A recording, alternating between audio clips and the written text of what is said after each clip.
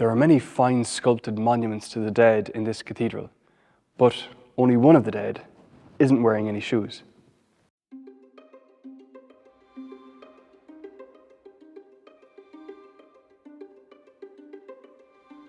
We're here in St. Canice's Church of Ireland Cathedral in Kilkenny, next to the tomb of a 14th century bishop who had a special love for this building and its liturgy.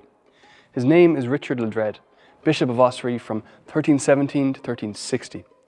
He was an Englishman, a Franciscan friar, which is why he isn't wearing shoes but sandals, and he's best known today for his interest in hunting heresy, an interest which led infamously to the trial of Alice Kyteler for witchcraft, medieval Ireland's only witchcraft trial. He had a habit of getting into all kinds of scrapes with secular and ecclesiastical grandees, and while we might question the righteousness of his cause in each case, it's hard not to admire his consistency and fortitude. He was widely insulted by powerful figures here in Kilkenny. He was called an English tramp on one occasion, but he simply persevered. He was willing to be imprisoned for his convictions, and even willing to be martyred, as he made clear a little too often. He was a man of high ideals, and men of high ideals were often to be found at this time in the orders of friars. The friars, Dominicans, Franciscans, Carmelites, and Augustinians, were part of a broader movement of church reform, with high standards concerning personal morality, clerical behaviour, religious education, the sacrament of confession, and so on. Now that might not sound very exciting, but the friars made it their task to communicate this message as effectively as they could. And this often meant that they preached to popular audiences in a lively, engaging, entertaining style. They made use of memory aids and little rhymes, and they delighted in telling stories in their sermons that were funny, gruesome, moving, and always memorable. So, friars at their best were something of a paradox.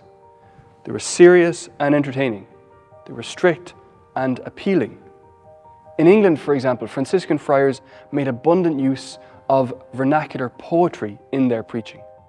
They would quote popular songs, some religious songs, but also love songs and songs of lament.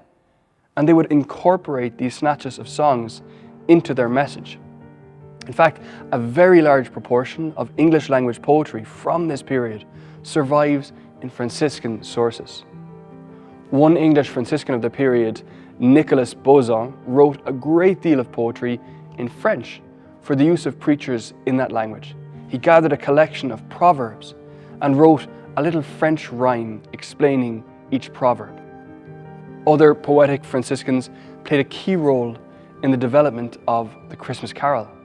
What about this Franciscan here? Was he interested in poetry too? That question is answered by a manuscript known as the Red Book of Ossory, written during Ledrede's time as bishop. It contains a lot of what we might expect. Documents of canon law, decrees by Bishop Ledrede about clerical behaviour, the sacraments, and so on. But it includes also Nicholas Boson's collection of proverbial poetry. And then there are dozens of Latin songs in the book, most of which were composed by the bishop himself. He actually tells us in this book why he composed them.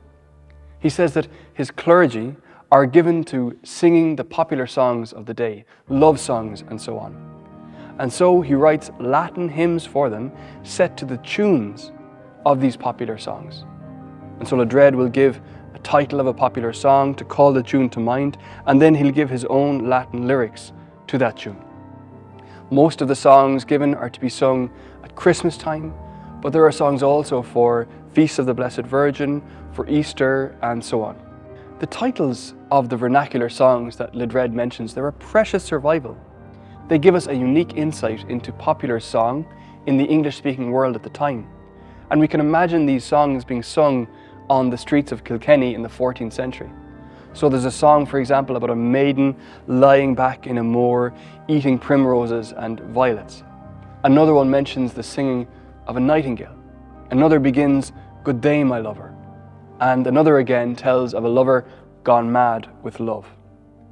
And the tunes of these songs are the vehicles that Bishop Ledrede wants to make use of in communicating to his flock the mysteries of faith. All this shows that Bishop Ledrede, whatever we might think of him today, was not a one-dimensional character. As with all the friars, his severity didn't exclude an appreciation for music, poetry, and the art of communication.